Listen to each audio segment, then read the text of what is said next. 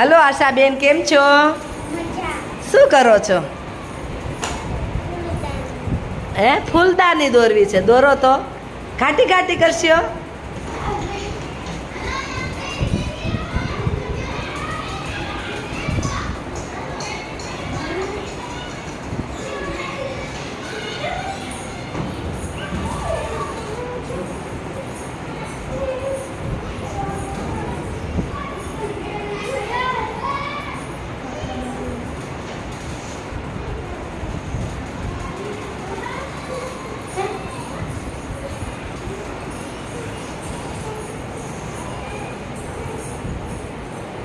તમે તો સરસ મજાનો રૂમાલ દોર્યો.